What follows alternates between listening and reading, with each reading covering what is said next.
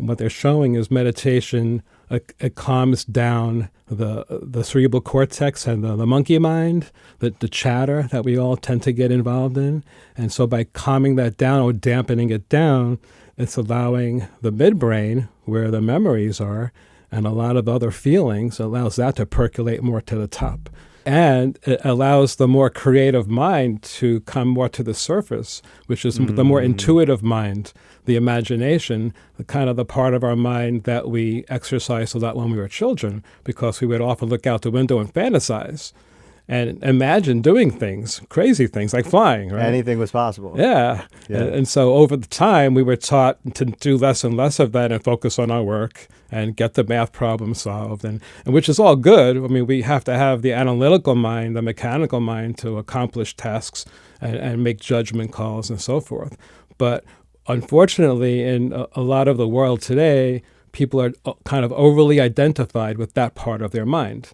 The alpha, the beta, the highly focused analytical, the military mind. And so the general idea is to calm the mind down and just be with your own feelings. Yes. How do you do that? Our potential, it's exponential. What's up, guys? We're here for another podcast. I have my good friend Neil here, and I'm excited to just share his story and his wisdom. Welcome, Neil. Hey, thanks for having me. Of course, man. Yeah. And we were just talking about this before, but like basically what we want to get into today. You're so knowledgeable and wise, and I love to just chat with you. So I'm excited to share with our audience. Yeah. We want to get into meditation. What is meditate? How do you meditate, and what is meditation to you? Well, thanks, Jack. I mean, I appreciate your kind comments. And, I started meditating over 40 years ago, and I was 21 at the time. And so I was meditating, and I was writing my dreams down every day. So generally, you do want to sit up in an erect position. If you lay down, you're more likely to sleep. So if you're sitting up, hands folded in your lap, and just close your eyes, and you can hum. You can just focus on your breath, observing your inhalation and exhalation very quietly and slowly. Or you can actually actively chant a mantra. And mantra has been taught for thousands of years in many Eastern traditions. And so that's actually more of a mental device to calm down the monkeys in the mind in order to get into that quiet, no mind state, that state of Zen, which I think I'm seeing a lot in sports and art and gardening, which is your pet peeve. So we'll definitely talk about that. It's so true. Yeah, I've spent a lot of time in the woods, Neil, and it's definitely, it just totally brings you to that meditative state, like you're living in it. It's really wild. But tell me about, because this is so interesting. Neil grew up, if you want to just share a little bit about it, in the Catskills, where I went to boarding school. We have so many interesting connections. I was at boarding school. That's true. I remember we talked about that. You were up near Livingston Manor somewhere. Yeah. And I grew up in up there. Monticello's the big buzzword, but a lot of people will relate to as Monticello, which is where the big Borscht-Belt hotels were, the Concord and the Grossinger's, where Muhammad Ali and Will Chamberlain practiced at the Kutchers back in the 70s. So there was a lot of big names connected to the Catskills in the Borscht Belt back in those days, in the 60s and 70s. Ago. Yeah. And so I grew up there in the 60s. I was my dad was a school teacher, and I was in the country, and it was a very small town of a few thousand people, and everybody knew who you were, and we had our garden. And we went blueberry picking and a little fishing and hiking and camping and everything else out there in nature. So that's where, for me, the spark of curiosity really kind of emerged, especially looking at the stars at night. Yeah, up in the Catskills. Yeah, the stars were amazing. So back then, I mean, I would see all these different constellations and point them out and understand them a little bit and just recognize that the universe was so vast that I couldn't wrap my head around that. And it was in that feeling of not being able to put my head around it, it was like it drove me to a state of awe and more of a spiritual feeling. Right? Because I feel that so much in nature, right? Like it's so much bigger than us. It's so powerful. It's so beyond us. It like you feel so, and then you feel so powerful at the same time. Like in yourself, there's like a paradox. It's so we are so little in this vast universe, but Well, we there's- also feel so powerful, like taking it on. Well, then the astronaut effect, I just read about that recently. All these astronauts who were able to see the Earth from space, so many of them had this experience of awe and something that never happened to them in their entire life. And they got to have this different vantage point of the world, our place in it, the universe at large, and so forth. So I think you can have that experience at any point in time. It might take a trauma, an illness, a loss, or you can find it in nature or through meditation. So there's no one way to kind of capture Right. the awe of what I would call the awe of spirit, or the song of creation, which is the word universe, universe, meaning one song, right? Beautiful. And so I talk about that in my book. Yeah, I remember we talk about this. So go into that universe, one song. One song. How beautiful is that? Right. Well, that concept's taught in a lot of different places. In like scripture, it's taught in the Vedas, it's taught in Buddhism, about kind of connecting to this one sound of creation, and by chanting and trying to align ourselves with that vibration, with that rhythm. And so the whole idea of like chanting out loud or quietly to yourself is to try to attune yourself like an instrument, like a tuning fork, to the sound of the universe, the sound of creation, the highest octave of love, if you will. And so this octave of love, which has many shapes and sizes, and I'm sure everybody has their opinions out there about what love is or what love isn't, and, so right. You can't really describe it. It's like people who have near-death experiences. They go through the same thing. They're in a state of awe. It's hard to describe. They use the words like love and other calming, soothing words, angels, and all the religious kind of terms that we grew up with. Peacefulness. But all of those words are culturally taught. Mm-hmm. So we all have our cultural filters of how to describe this experience of awe, or oneness, or ecstasy, or whatever words you want to ascribe to it. But you'll never know until you prove it to yourself. So you can read about it all day and all night. You can pray all day, but until you actually have your own personal experience with it, then you're just a seeker. You're not the knower. You just have faith, rather than actually knowing for yourself what's true. And so what is true? Yeah. The truth, right? What is that?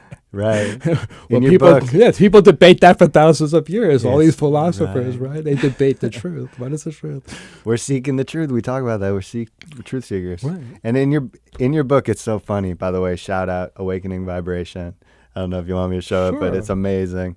And I was looking at it today for inspiration, and it's so funny, the first chapter, like, who are we really? Who are we? Like, we are out here without even an idea of like, who are we? Like, can you talk about that a little bit? Absolutely. Yeah. So interesting. So who are we? So what I learned was to always identify with myself as soul, or a spiritual spark of God. Okay. I mean, God, everybody kind of gets the word God, even though it's more, to me, it's more the universe, the one song. And we're a spark of God. We're a spark of that somehow. Or I guess you can say we're like a receiver for this vibration, this light and sound vibration that we can receive inwardly and outwardly. So we can see it with our physical eyes and hear it, but we can also hear it inwardly. Wow. So chanting, actually, by calming down the mental chatter, it gets you more in touch with the childlike state of consciousness. Yes. Like, as they say, you must become like a child to enter this kingdom of heaven, like that idea. What's that mean? Well, because when you're a child at 5 or 6 or 7, before the cerebral cortex fully develops, you're really seeing through the eyes of the emotional part of the brain, the feeling brain. The intuition. Right, more of that. The more where the imagination is very creative, the creative side, the intuitive side, the instinctual side, the feeling, the memory. So that's the lens that you see the world. And all the mystics and philosophers are all saying the same thing, that we need to get back to that state. Wow. But how do we do it? meditation, Mm-hmm. breathing, even sports, when you get into a sport or gardening for that Totally. matter, anything where there's that Zen quality, martial arts, right? Whatever it is, cooking, anything that you love. So you got to find that thing that you're passionate You have about to love and it. get into it. Yeah, because it's so interesting. Like chanting is so powerful. That's so cool. You bring that up. And music, like I love that stuff. I was doing some of that this weekend around a fire, and it was so nourishing and fulfilling. Like, how can I do more of that? And that's like, boom, the work week comes. But it was like we were all. It was sound. It was the sound of the universe. We were just. It was amazing. When you get the mind out of the way, and the words come to you without trying. So it just flows. It's so just true. flowing. And like improvisation, like whether it's through music or art, it's the same way. Gardening. Mm-hmm. And even like you're so funny. You play pickleball, right, Neil? Right. Every day, like, and that's real time. Like I played a lot of ping pong growing up, and that's real, in the moment. That's what I love about basketball. It's you make decisions in real time based on what's going on. I found no mind. ever since I was a kid playing sports, I loved it all: baseball, stickball, everything. Mm-hmm. And pickleball is no exception. That when you really get into it, you get into a zone where you're not thinking, you're just reacting instinctively. And a lot of books have been written about that, like Zen and the Art of Motorcycle Maintenance, and Zen and the Art of Tennis. So yeah, it's been going on for a while, and in the literature, it's been out there. But again, it's like people tend to be too distracted by all the drama around us, which is the test that we all have to go through in some shape or form. Yeah. And so yeah, sooner or later, though, the call of soul will come to everybody. The call of soul, and people will nudge themselves, either through one means or another.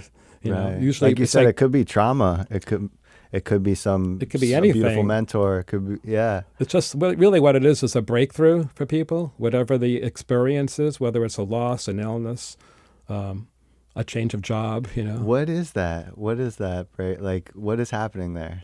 Well, realizing reality isn't what it's like. Change of perception. Well, I believe we create our entire reality unconsciously.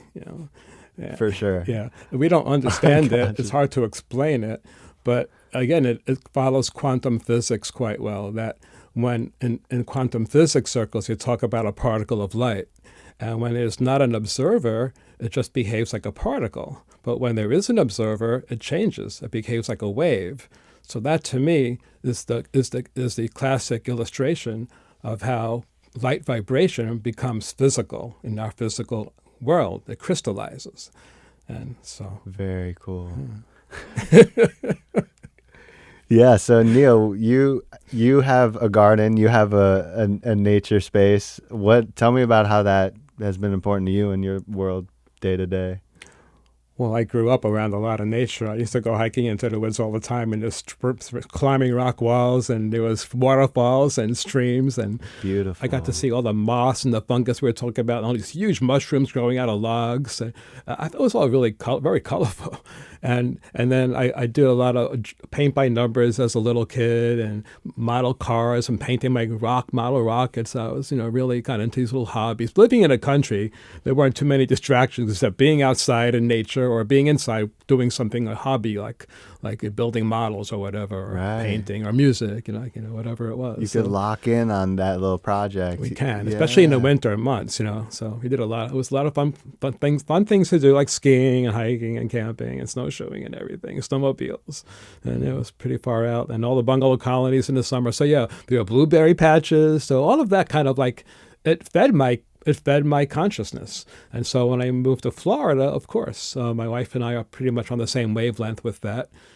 Mm-hmm. And you have old trees now, like jackfruit's producing. A lot of trees, 3 mango trees, jackfruit, lychee.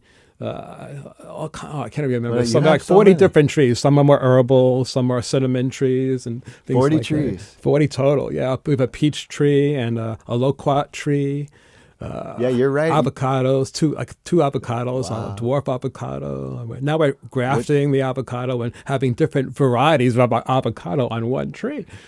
I saw that. Yeah, Cool. So yeah. you have a buddy coming and grafting on your tree? Yeah, I'm learning how to. It's very hard to do because out of the 8 grafts, like one took. So Oh, man, yeah, it it's not happens. easy. And he was supposed to be an expert.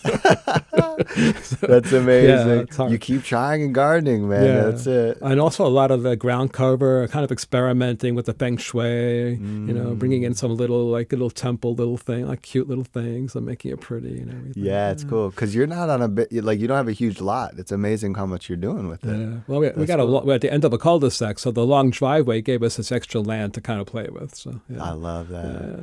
Cool. And your bamboo is Oh, beautiful. Yeah. I Oh, gotta mention. 50-foot black bamboo and yellow bamboo and a few other bamboos. Amazing. Yeah, it's been a lot of fun. A lot of wildlife, owls, birds, and the damn blackbirds.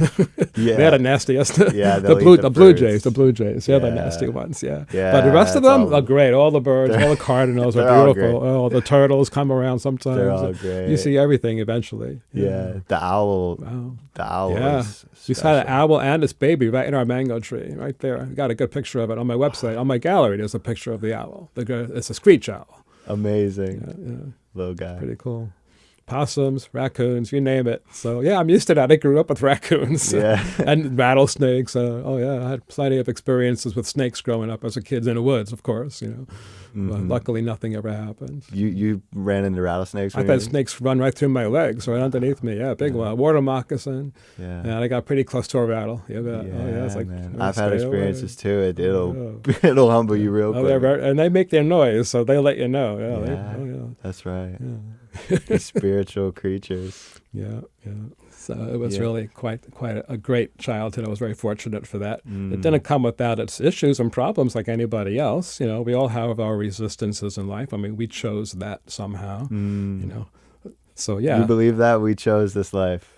Well, there's a teaching out there called Life Between Life Therapy, and Michael Newton wrote about half a dozen books on it. And the classic that he wrote, the first one, was Journey of Souls.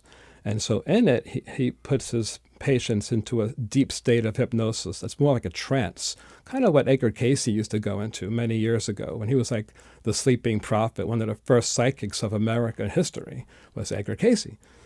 Not to deny the fact that the American Indians had all their shamans and wisdom as well, but as far as a more modern westernized version. He's one of the first converts back. Yeah.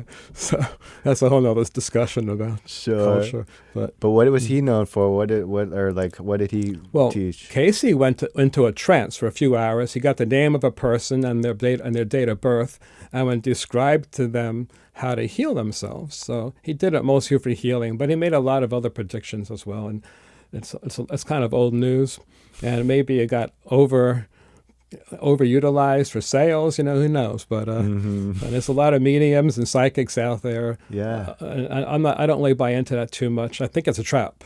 Actually, another mental trap to keep you distracted from going to the temple within, right, where all your answers that you will ever need are within. Yeah. So you think you're talking about like the guru phenomenon of like, is that what you mean? It gets it gets crazy. It can, and no matter how good the teaching is. There's plenty of great teachings out there, and all over the world. Yeah. But the problem is people over-identify with the teacher and don't realize that the teacher's within. The true inner teacher is within all of us, right?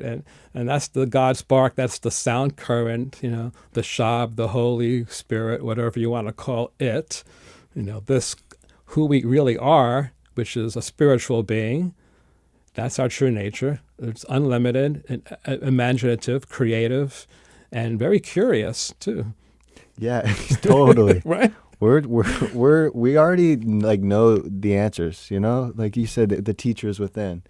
It's so funny when we think if we just tune in. We already know the answers. And that goes back to meditation. Why meditate? Because it helps you get these answers to a lot of problems. Yeah. And what's life but a series of problems that we have to solve over and over again? Right. Totally. My friend just told me, meditation is just narrowing your focus. He was just telling me that, just making it, and that's what it is. It's tuning in. It's like getting rid of the distractions. But, oh man, that's so powerful. It is. It's actually sharpening your brain waves in a way that you get more of the theta and low alpha brainwave. And that brainwave is synonymous with dream sleep. And so it's allowing that intuitive dreaming brain to come up to the surface. It signals, it's chemical reactions. So as you dampen the analytical mind, the military mind, that the chatter and the monkeys of the mind allows the true instincts and the true knowledge and the wisdom to come through. Wow, and different waves are actually coming through. Whatever you're ready for, and whatever your kind of whatever your focus is, whatever your passion is. And it could be something as simple as raising a child, which isn't simple. I had to raise a daughter who's now in college, but so it's not simple. Or cooking, or whatever you choose to do. It's like putting your love into everything you do fully, and that's really living, to me, a virtuous life. Beautiful. Yeah, Neil, you live it. I was looking at this stuff. It's just so beautiful. We're calling this Abundant Souls. This is episode 4, but we're just now releasing it, and it's just like crystallizing, like how people who are just divine masculine and feminines are just showing up in this world every day. And Neil, I just want to acknowledge you because you're just an amazing soul. Thanks, Jack. Yeah, I love you too, man. Yeah, I love you. Yeah. Well, Neil, let's get into more about you. You're so kind with sharing your wisdom. What we don't have to go into careers or anything like that, but I know you're getting into painting now. Like you're so multifaceted. Tell me more about yourself. Well, that's a long story. I'll try to keep it brief. I started I took drafting with my father in high school, so that kind of encouraged me to check out architecture and architectural graphics. But I was very young. I was 17.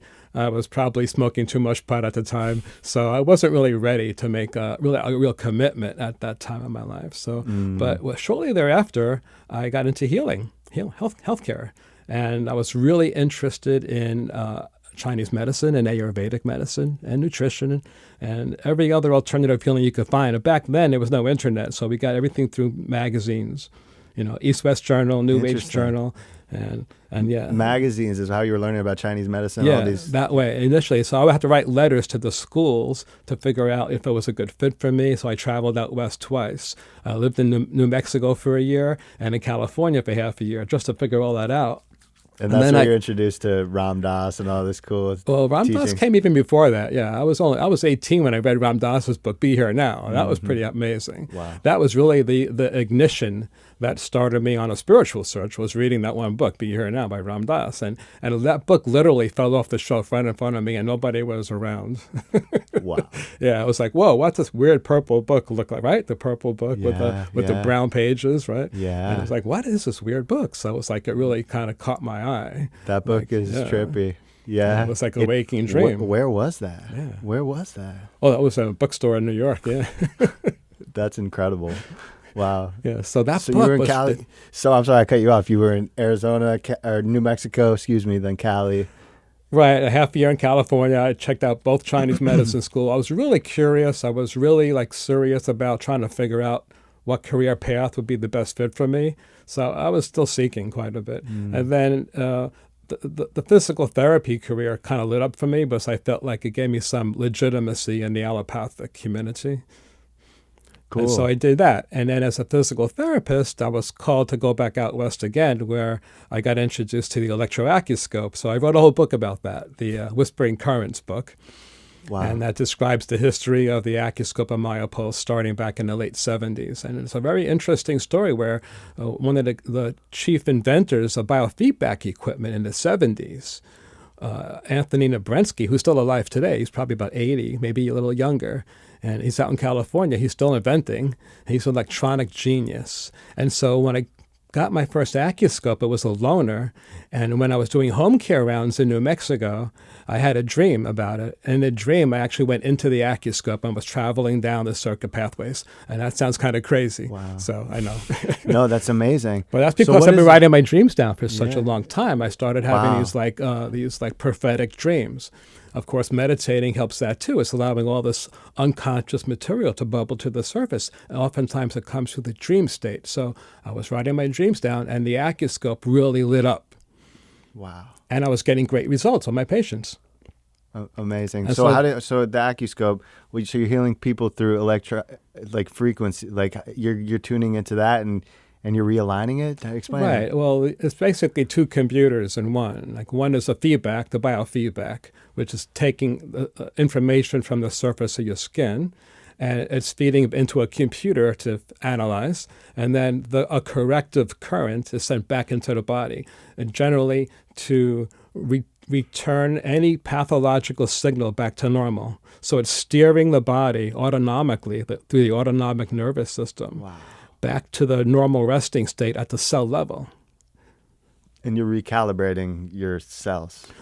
Well, the instrument's having a conversation with the body. It's like this dialogue going back within milliseconds, a microsecond. It's not fast, on and off, on and off, on and off, back and forth, biofeedback, and this output, input with technology, because it has a pre-programmed chip that understands the human cell tissue bioimpedance characteristics.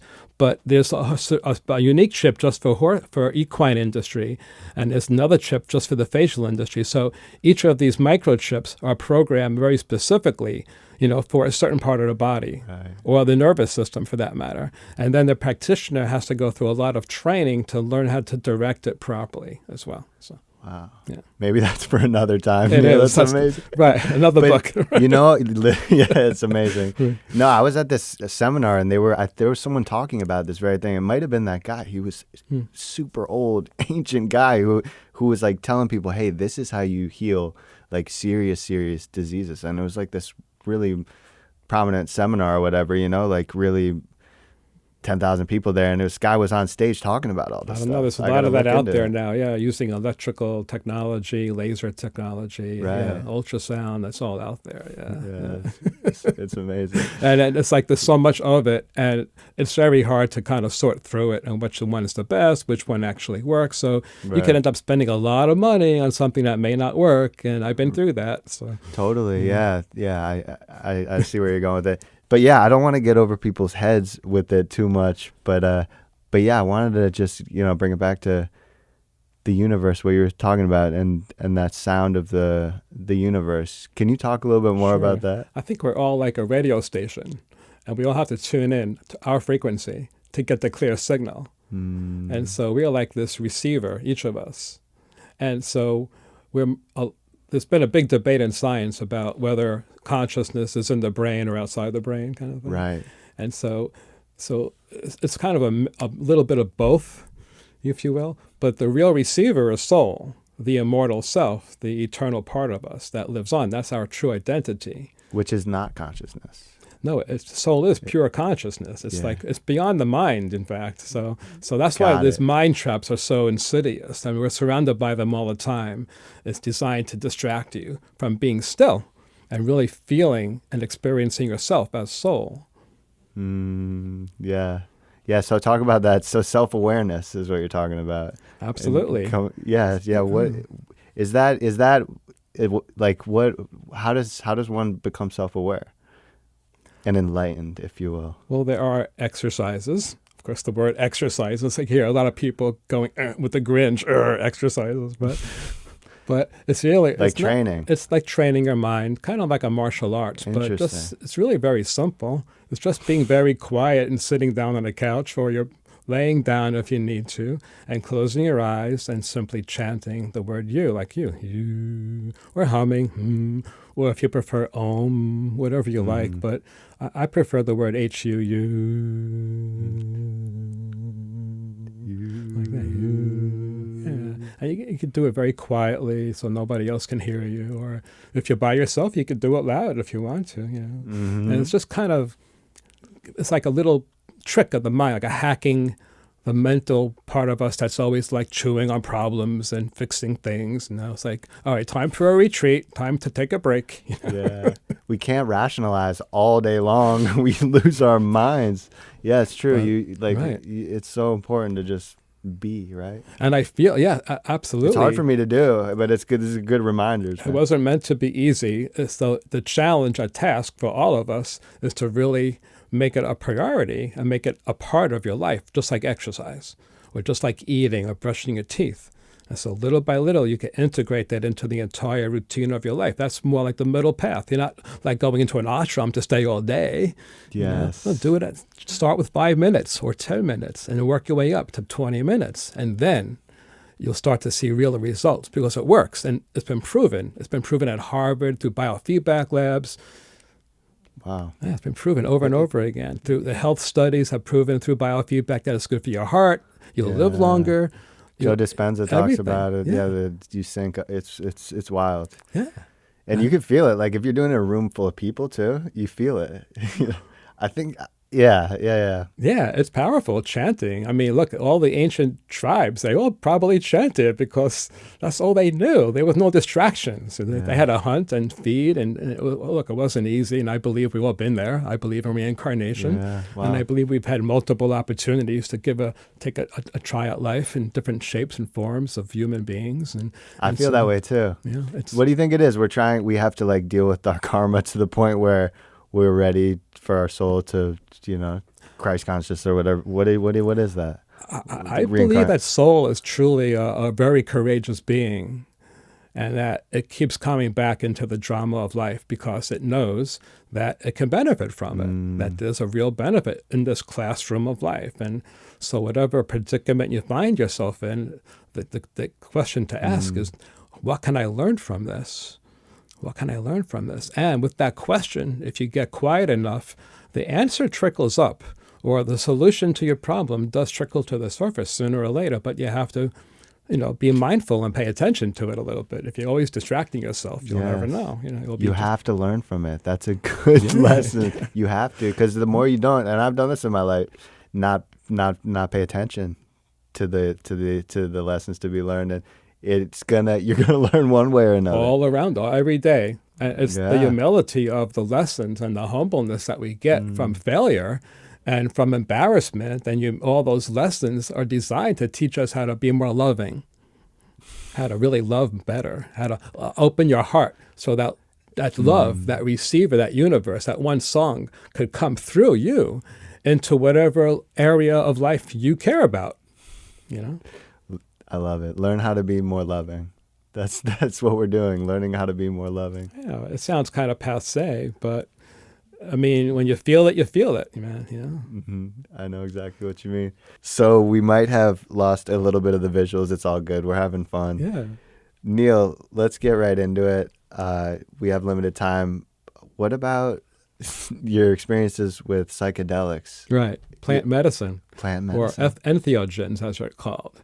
Yeah, the word psychedelic is, that's a Greek word for can you remember what it means? I can't remember. Right. Like pharmacy is it's one. It's like really too, opening well. up your mind, really. Yeah, and to me, psychedelics are kind of like the other side of the coin of meditation. And I'm sure, and there's been proof anthropologically that shamans have had psychedelics around their neck thousands or 50 to 60,000 years ago. So it's been out there for a long time. I feel that way, man. It opens you right up. It gets you right there.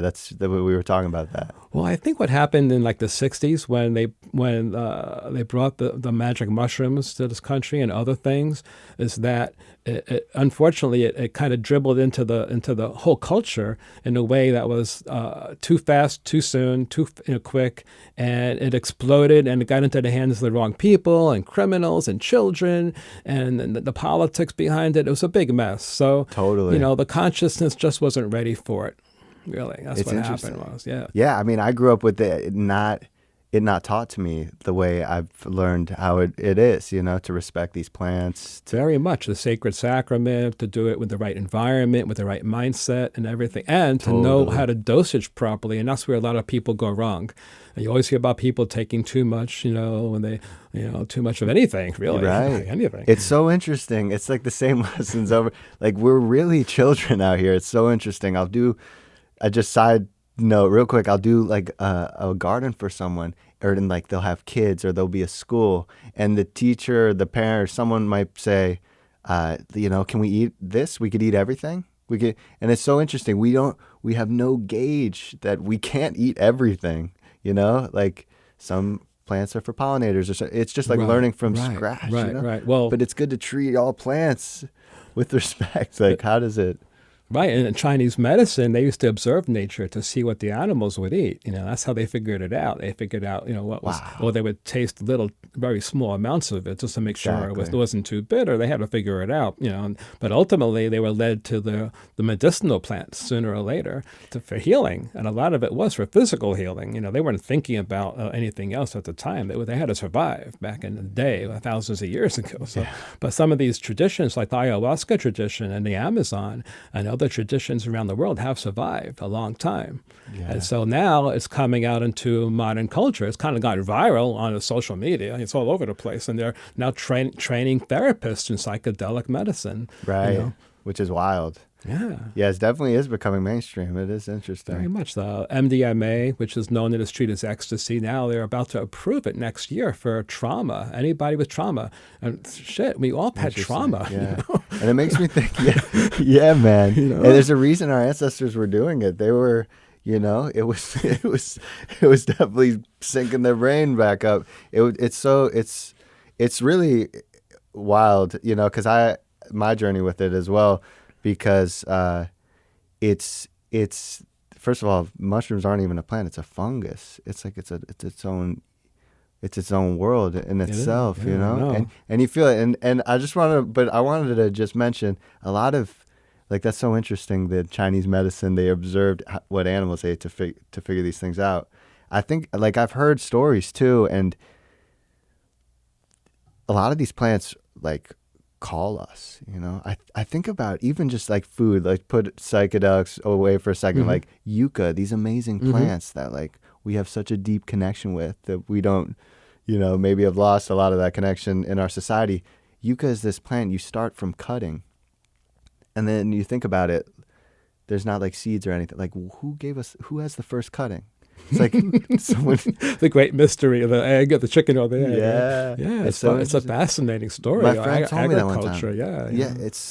It blows my mind. Like, Well, you've traveled the world. You've seen quite a bit with the agricultural, culture out there in Europe and Hawaii too, right? And I lived in Hawaii. I lived there for 8 years in Hawaii. We grew everything. We grew bananas and papayas, and we were really into it. Talk about that, man. Yeah, the Kona side, right? Kona, yeah. Yeah. Yeah, I had my office in Kona for 8 years. Amazing. It was a great experience. And I still have a lot of friends there, and I love them. I love them dearly, I bet. That island's powerful, Oh, my God, yeah. Talk the about- volcano is all still rumbling again, Mauna Loa is rumbling, and Kona's kind of crazy, busy, and expensive like everything else out there. It's become commercialized. Everything, yeah. The whole world has, really, I man, know. to be honest. But yeah, no, Kona's a special place. For anyone who doesn't know, we're talking about the Big Island in Hawaii. And just the newest land of, there is. Well, yeah, there's lava. Yeah, people are building houses on lava rocks. It's amazing. Yeah, it's really something.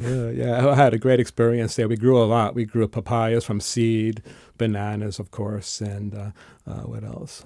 Did you have coffee trees? Actually, my wife had coffee. She was really into coffee, and she grew a whole bunch of other stuff too. She had her own like little special haven way out in Puna, way out at the far end of Hawaii. Wood Valley is called Wood Valley. It was really far out. So yeah, I helped her get it ready for sale as we got together and had our daughter out there, and then moved back to the mainland to be close to family. So okay. Yeah. And you came to Jupiter. Yeah, ultimately Jupiter. My family is in South Florida too, so this was the most logical spot for us because this had the better schools, and that was our priority. So beautiful. Yeah. Manifested it right away. Did. Yeah, it just happened. It was weird. It just things fall into place sometimes, miraculously, and that's like the waking dream. Yeah. As you become more aware, life becomes like a dream. And your dreams at night become real. When you go to sleep, and when you're traveling in other worlds, you wake up remembering that sometimes, and it's like, wow, that was an amazing journey. And I feel you. The waking dream. Our souls are courageous. Well, yeah, you asked me that question earlier about why the people come back again and again and again, like we believe in reincarnation. Like, why do they do that? Because they're courageous enough to know that life is a gift. And, the gift isn't a giving, but to experience life in any capacity is a gift for soul. And soul knows that. So your true self knows that being here is the greatest blessing. It's so true. Even The no life matter how is a hard, and it gift. gets really hard sometimes. Trust me, it does. Yeah, Right? yeah. But the gift is in the giving. I love that. Gift is in the giving. It's all for Zoe. It's all for. It's all. I Yes. But it's receiving and giving. It's like when you Yes. giving is receiving. So it's like this flow of love has to be coming out through it, going through you and out to others, and whatever kind of talent or capacity works for you. Neil, I love you. Is there anything else you'd like to say to the world? Well, we covered a lot of ground today, and I think it was deep enough, don't you think? Yeah, I do too. I could talk forever with you. I know. man. There's It's always amazing. more to talk about. So yeah, maybe next time. Yeah, sounds great. I would love that. You bet. Where can people find out about your stuff, learn more about any of this? You know? Soulvisionscapes.com. Yeah, my website, my gallery. Has my Perfect. books are on there, soulvisionscapes.com. Yeah. Awesome. Thank you, Neil. You bet. All right, brother. Yeah. Cover some ground there. Wow. Neil, that was awesome. Wow, man. Portal. Wow. What planet did we just come from? Yeah, right? It gets deep. Yeah, so you're a good satsang student for sure. Oh, cool, man. Yeah, you're definitely Thanks. on that wavelength. Yeah. Trying to find the right people You're- for that. It's not, everybody's different, you know. Everybody's in a different place. Yeah. It's like this octaves of love. It's like as many as octaves as there are people on a planet. I think. Wow. Yeah, we're all in a different. We all have a unique brain and a unique state of consciousness. Like we're a unique painting that's our own. Totally. So that to me, we're probably on That's some so kind of weird beautiful. mic thing now. Right? With the mic. That's so, oh my goodness. This is a clip right here. That's so good. Fun stuff. Yeah, I love talking about stuff like that. Yeah. Philosophizing. Oh my God. Yeah, it's my favorite. Philosophy was my favorite course ever in I college. loved It was my favorite I ever. took this amazing course in Yeah. philosophy. It blew my mind. Yeah. And then this professor other guys took are us thinking out about it. on a journey to a past life regression analysis. There were like 6 of us out of this class that went with him. And so the PhD student was having this experiment with regression, and we were all there, man. I was doing biofeedback. I volunteered for a biofeedback. This is back in like 1980. Yeah, Wow. it was a long time ago. So yeah, it was far out stuff going on. So yeah, I had like I woke up in this regression, like a hypnosis, where I had 2 lifetime reviews, like recalls. And in one of them, this big neon light lit up, like it was like 1850, and I was a female, right? And I was riding a horse. I knew where I was and everything. I knew the name of my relatives. And then when I snapped out of the whole thing, I was asking, did anybody see a neon light? And 2 other people says, yeah, we saw a fucking neon light. No way. I swear to God, it was the trippiest thing. So little experiences like that kept driving my curiosity. It's like, what's next? What else is there? And then I started reading Paul Twitchell books. He was like the guy who brought Ekankar, which is like a word he kind of made up from 2 old words, ek, which means spirit, or one. So we're all one, right? We're all of this one spirit, this one voice. Ek means one. And Ankar is like worker, so a worker with the one, so meaning a co-worker with God. So we're all co-creators. Yeah. Like we are creating our own reality all the time. We just don't understand how we're doing it. And so it's all unconscious, like observing a light particle. And so by simply observing our universe out here, we're actually co-creating everything that we experience from moment to moment. And we only attract things we need to teach us lessons, or we're attracting it just like a magnet, because it's fitting a slot in our consciousness that needs to be, tuned up better or something like that, right? So, or even a piece of imagine a crystal that needs some polishing, and we all have little inclusions in our own crystal-like consciousness. So we'll attract a certain life experience that's going to put a more polish on that inclusion, that little cloudy spot, so the light could come through a little better. And so that's what life lessons give us. So we become better and better as a result of each lifetime. But eventually, there's a point where you're ready to say, okay, I've had it. I'm ready to graduate. Interesting. It's kind of What's an that attitude feel that like? you find that in Eastern philosophy. They want to get off this wheel. They call it the wheel of Bhagavan, or the wheel of life and death. Like, Right. how do you get off Break the the wheel? How do wheel. you get samadhi? How do you achieve nirvana? How do you achieve this oneness? Right? But it's more than that. It's not really trying to be one. To me, it's more like, how do I understand how I create my reality every day, and then walk that razor's edge kind of like kung fu does, a rice paper kind of thing, right? Like, how do you really walk that life path gracefully without having a lot of trauma coming into your life and drama and weird stuff? Like, how do you live life gracefully? Like, you know, and so you have to learn to breathe and meditate and practice the virtues like love and gratitude. Totally. Just feel those things. Yeah. I love that. I want to start visualizing more, like cleaning the crystal, like a crystal, and just visualizing it, like clearing up. Absolutely. You know? I used to do visualizations where I that. bring my problems, I imagine it into a big snowball, and I imagine in my mind's eye I was going to a river and just like looking into the river and dropping it and watching that snowball melt as a river. Far away. And surrender, like really surrendering my grief and my anger or my whatever issues were on my mind, and surrender it and give it up, give it to spirit, and declare myself a vehicle for spirit, to let spirit come through me and bring whatever I need for my best spiritual benefit, which doesn't mean it's going to always be easy necessarily. So you attract an experience to teach you something to grow spiritually. Amazing. So if you can look at life that way, you will benefit much more than always looking at things like, why is this happening right. to me? Me. Instead, be a right. It's very ego-driven. Right. The ego drive is to say, why is it me? Right. They're over-identifying with themselves, like the outer personality out here, the you that lives out in this, the outer persona of your inner identity, right? Like in Greek plays, that you had to use a mask to express certain emotions because they didn't really know how to do it yet. They didn't know how to express some things, so they used a mask. That became like an archetype for how you're in Jungian psychology about your outer persona and then all the stuff that's in the shadows, right? The shadows and the unconscious.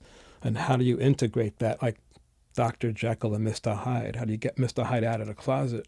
Right. The part of us that's unfulfilled about something. Right. And it's really a deep need to like belong and be part of something bigger. Interesting. Of something deeper, like divine love. You know, it's really, to me, it's all driven by divine love. Interesting. And so we'll do whatever it takes. You know, we'll fight to the death for that. Right. I mean, I hear, yeah. That's people so amazing. do. Like people do every day. They really believe in whatever their religion is. They'll fight to the death. They take it seriously. And you know, and to me, there's a religion for everybody. That's okay. You know, there's no judgment, right? Yeah, exactly. Yeah. Wow, that's powerful. The Jekyll and Hyde metaphor, that's really interesting. Yeah, bring out all these inner passions and all your old ancient skills, maybe even past lives, if you can tap that deeply into your consciousness. And how? Meditation. Or psychedelics. So with psychedelics, you better be careful, man. Yeah. If you take too much, you're going to be sorry, right? We just put that clip. Yeah. Cool. Yeah. Neil, thanks, man. Give me a hug. Yeah. That was awesome.